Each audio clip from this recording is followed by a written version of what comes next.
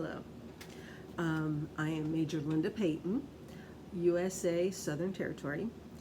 And for the last couple of months, I have been doing a Bible study, filming, videotaping, both archaic words for what is being done. For my core, I've been doing Spanish Bible studies, 1-2 a week. We just finished Colossians on Sunday. It was a 10-part study of the letter to the Colossians. And as of today, we're starting a new study. And I filmed it yesterday in the Spanish version. And I felt that God was putting on my heart very strongly to do this as well in English for whoever wants to hear it or follow it or see it or whatever. And so, I mean, it's one of those pressure things where you feel that God is telling you, I want you to do this, and you have no peace until you do it. So I am looking for the peace that I am doing the right thing. The book that we're studying is Habakkuk. It is a minor prophet that you would find in the Old Testament. And excuse me, it is one that you rarely really hear somebody talk about, and my choosing it was what I believe a God thing as well, because I knew that I was finishing up Colossians this past week, and I was looking for what is it that I should be studying next. And I really do not recall how I ended up reading the first four verses of Habakkuk. I'll pronounce it all different ways. And when I read the first 4 verses, it captivated me. And so I knew that this was the study to do. So, excuse me, I got a frog in my throat. Habakkuk, minor prophet. What's the difference between a minor prophet and a major prophet? Not everyone knows. Some people think that, many people think actually, that the major prophets have a bigger, more important message, and the minor prophets are a smaller, simpler message. But that's not true. It's actually a very simple and practical reason that some are called major prophets and some are called minor prophets. Major prophets, their books are longer. That's it. Their books are longer. Minor prophets, their books are shorter. That's it. That's the difference. Their messages are just as important, and in some cases could very well be more important. Don't know. We got to study them to know them. So we're going to start with Habakkuk. Now, I have material that I put together for my Spanish, Bible study, and I am not going to translate it all. I will explain it all in English, but I'm not going to retype and do all that kind of stuff. For this, I'm sure you all can deal with it. How to study a book, an entire book of the Bible. There are several wonderful books. The Navigators have a wonderful book. My favorite, and this is the Spanish version, is the Tim LaHaye, How to Study the Bible for Yourself. Like I say, this is the Spanish one. It is very practical, and actually I used the information from the How to Study a Book chapter. And so here are some of the questions that come up that are on I created forms for this. And these are the questions. I'm going to translate them for you. When you're wanting to study a book, and this study right now, this first study for Habakkuk, is going to be more introduction with just a short period of the actual book itself. So don't be surprised, okay? To study a book, you want to ask a lot of questions to get to know the book, get to know the author, get to know the audience. And so here are some of the questions that you should be asking. First of all, how many times have you read it? Because you need to read it several times. And before you answer any question, you need to read the entire book all the way through. Now, Habakkuk is simple, 3 chapters.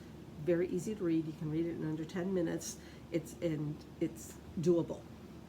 You need to read it and reread it and reread it.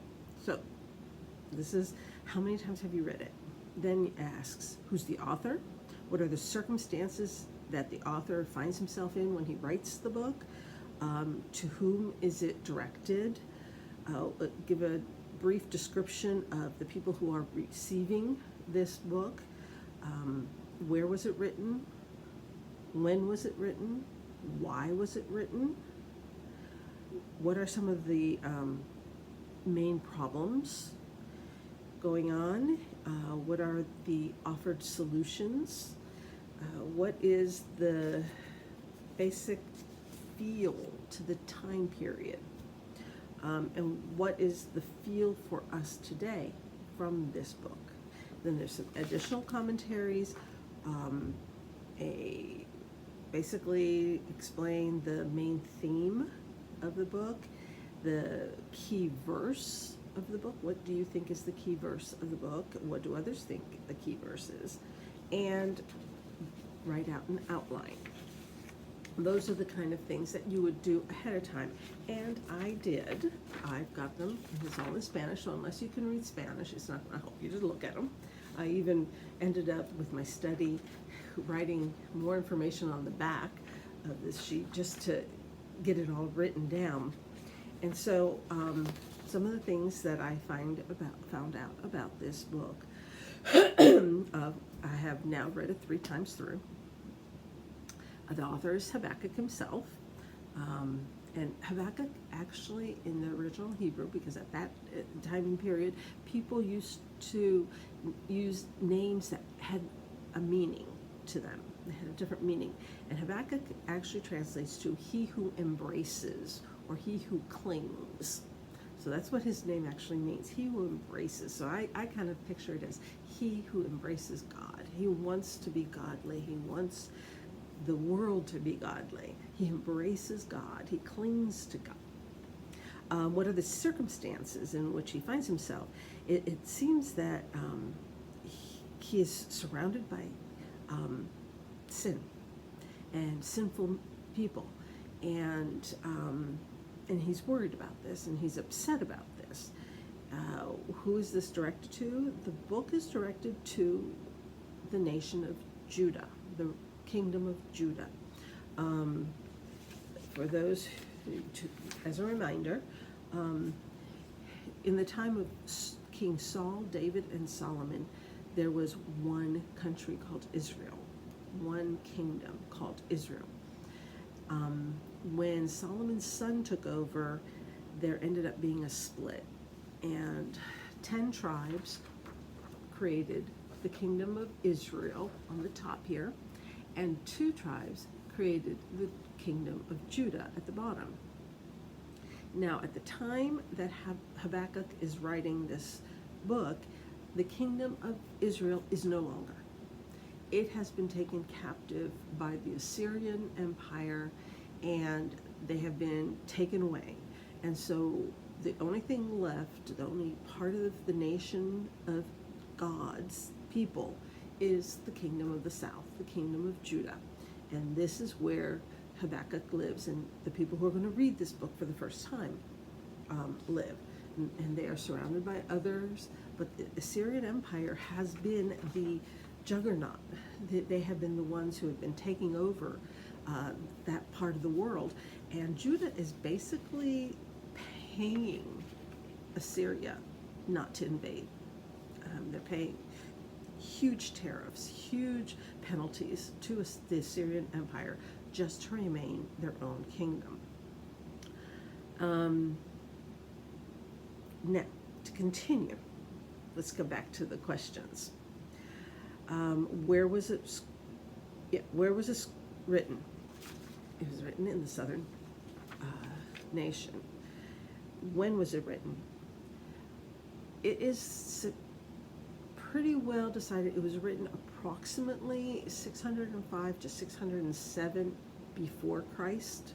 So it's a little bit more than 600 years before Jesus shows up on earth. It's about that time, and we'll get into that a little bit as I continue looking at questions and answering them. So you think it's 600 years before Jesus, at least, a little bit more then. The Assyrians are a juggernaut, but the Babylonians have started going up the Euphrates and Tigris, into Nineveh, and they have taken over, they have captured the capital of the Assyrian Empire. Nineveh has fallen. It has been taken over by the Babylonian king Nabopolassar. Yeah, we're long names, Nabopolassar. And his son, Nebuchadnezzar, is a name that we might recognize from the book of Daniel. But this is the father, Nabopolassar. I got to look at the name every time I say it because it's not an easy one to remember. He has taken over, captured the capital city of Nineveh. It is the beginning of the end for the Assyrian Empire. It would be like if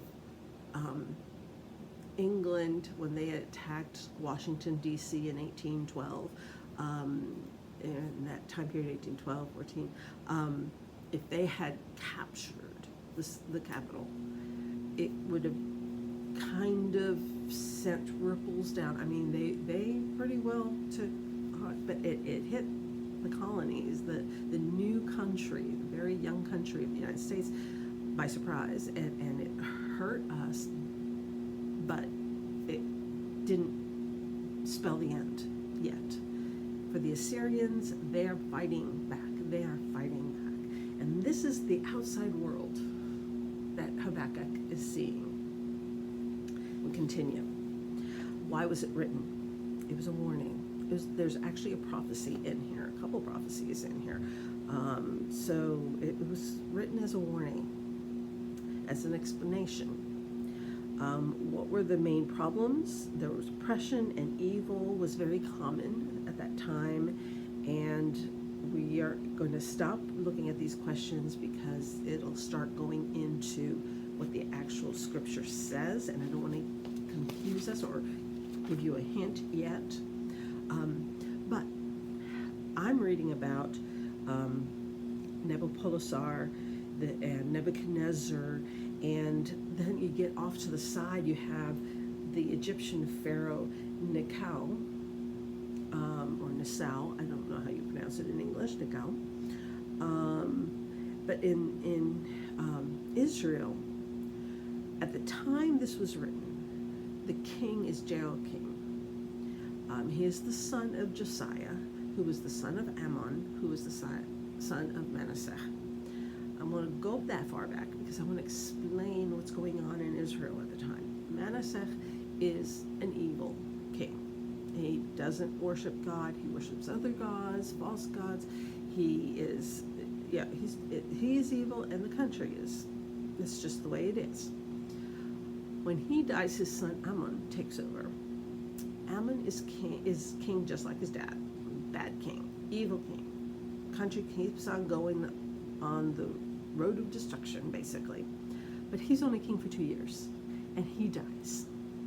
And his son, Josiah, becomes king at the age of 8. 8 years old, and he is the new king of Judah.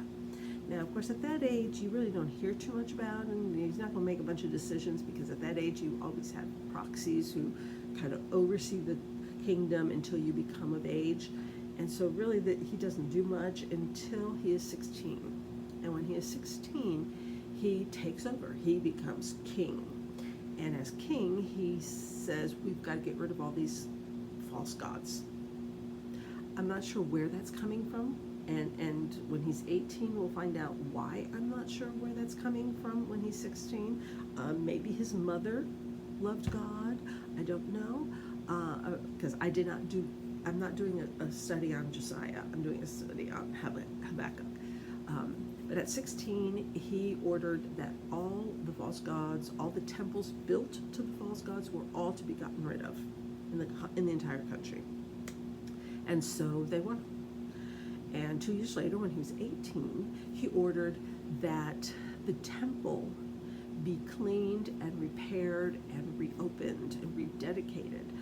It had not been in use during the time of his father and grandfather.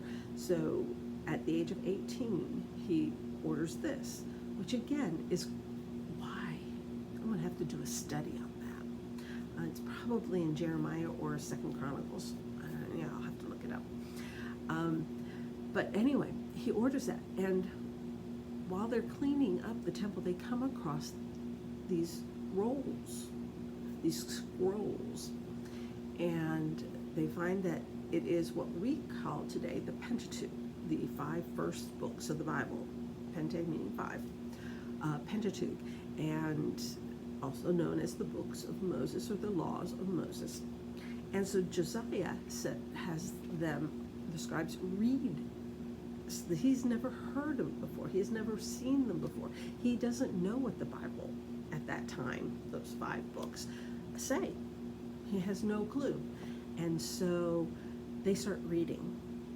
And as they read, he becomes aware of his sin, of his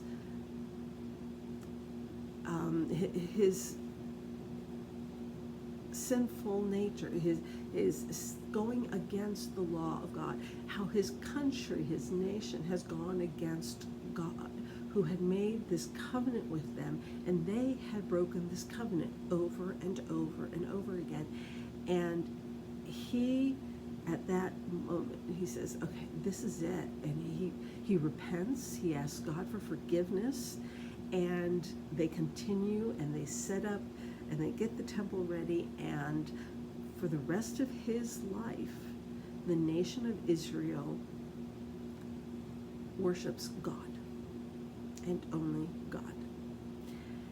This is the world in which Habakkuk grew up in. This is the time that he was growing up in a country, in a nation that worshiped God. But the Babylonians, remember, they're coming around and they're starting to dip down after having been over here. They came up from here, went to Nineveh, and now they're starting to work their way down this way. And so Josiah sides with the Pharaoh from Egypt, which is Necho, and so he goes with him to fight against the Babylonians. And, he sides, sorry, I am completely backwards. He is siding with the Babylonians. This is a powerful group. It's like, okay, Assyrians, Babylonians, who cares? One's going to be as powerful as the other.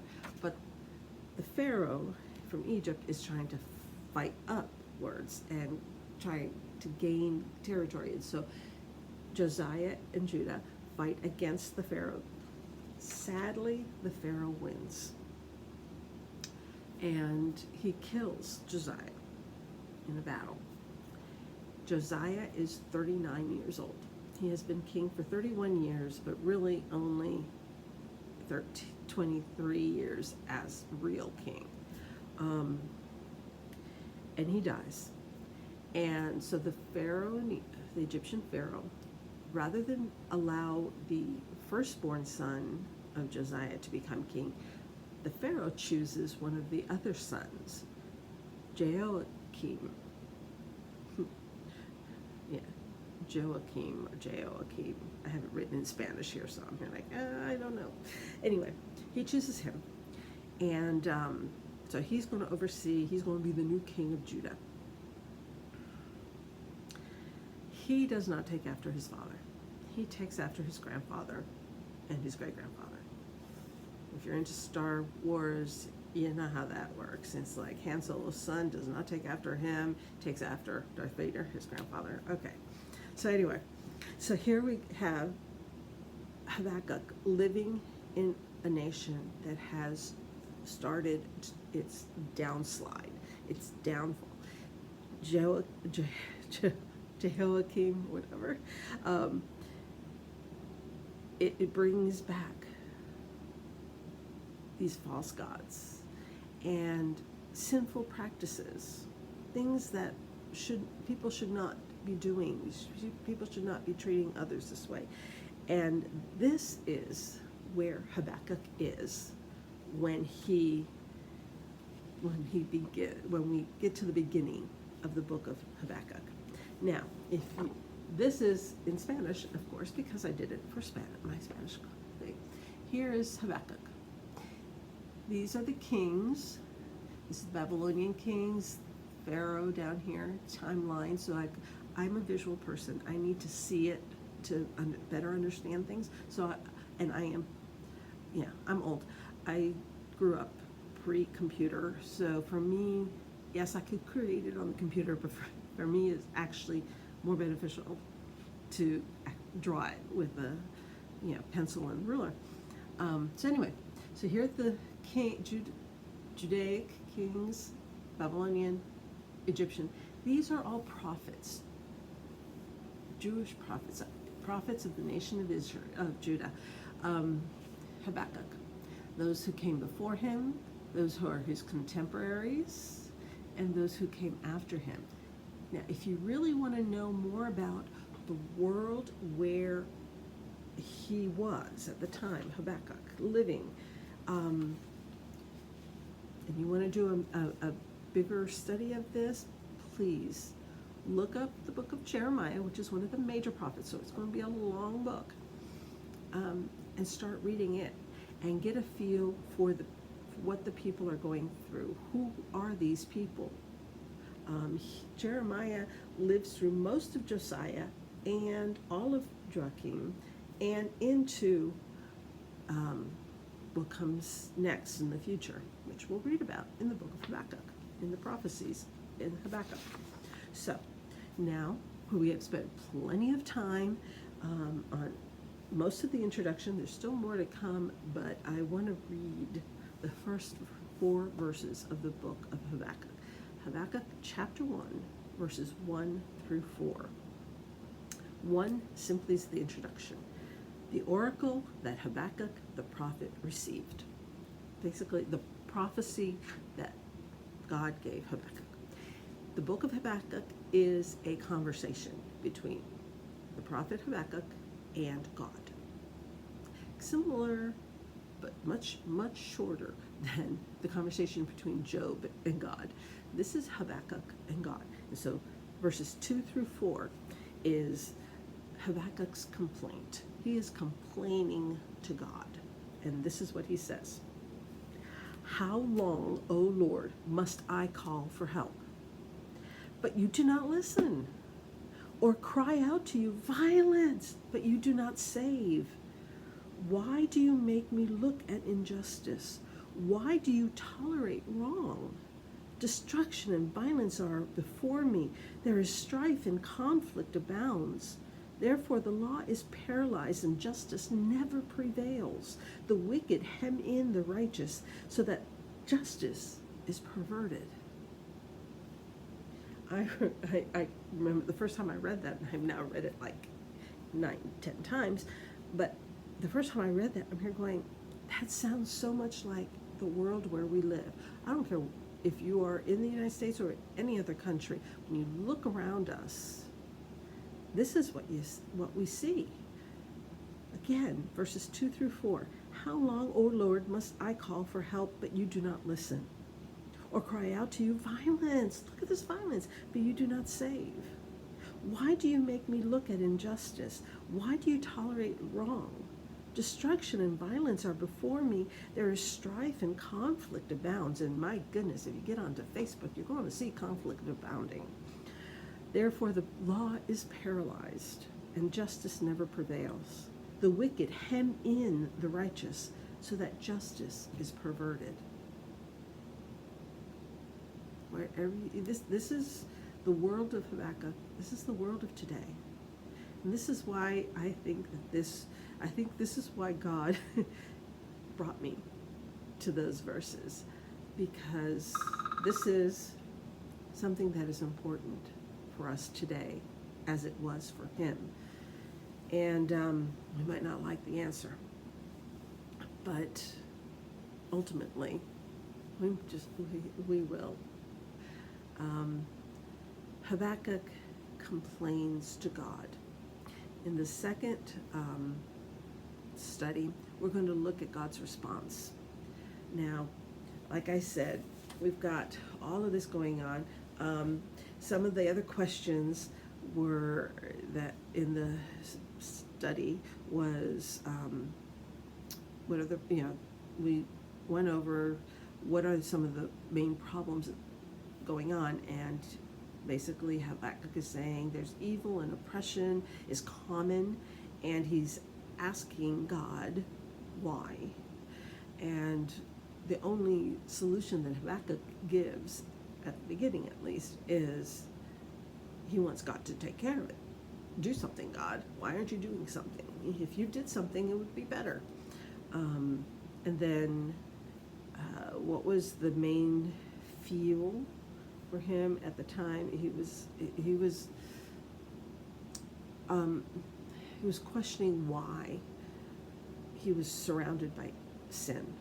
Why is sin so prevalent? Why is it so powerful and alive? And then when the question says, well, what is the feel today? The main feeling today is the same thing. We are surrounded in times very similar to what he is describing. And something interesting about this book, like I said at the beginning, not too many people spend a lot of time talking about Habakkuk or doing a study on the book. But apparently, during the 400 quiet years between the end of the Old Testament and the beginning of the New Testament, there were 400 years where God did not speak. And there's just this break in time for those 400 years. During that time, apparently, the book of Habakkuk was very popular. And we know this because when they discovered the Dead Sea Scrolls, they found commentaries on the first and second chapter of Habakkuk. So apparently, out there in the desert near the Dead Sea, they were studying and commenting and really looking at the book of Habakkuk. So that's kind of like interesting. There was a time where it was like one of the favorite books, one of the ones best to study. When you're doing, I want to end with a couple thoughts. First of all, when you're doing a book or a chapter Bible study, it's not just reading it, it's an actual study. You don't need all of this. If just write down who, what, where, when, why, and how. And then start asking those questions. Who wrote it? Who received it? Who else is mentioned in there? What purpose? What's the key verse? What's the key repeated words, repeated phrases? Where was it written? Where was it read? When was it written? When did it occur? Or when will it occur? Why was it written? Why read it now? How did it become? How can we use it? Answer these questions, and you will get to know a book very well, very intimately. And this is what God wants us to do, is to really, not just to, reading the Bible is wonderful, but to spend time really looking into it and getting to know it so well. Now, I like to give assignments before the next time, and your basic assignment is read Habakkuk. All 3 chapters. It will not take long. Read it once, twice, 3 times, but at least one time before the next study, which I usually do 2 a week. Usually come out on Wednesday and Sundays, usually what I've been doing with the Spanish one. So I'm going to try and do that with the English. Read it. If you want to get to know the time period better, start reading some of Jeremiah, because Jeremiah is a contemporary. He bookends Habakkuk. So this is your assignment. This is it. And I pray that you continue to join me in the study of Habakkuk.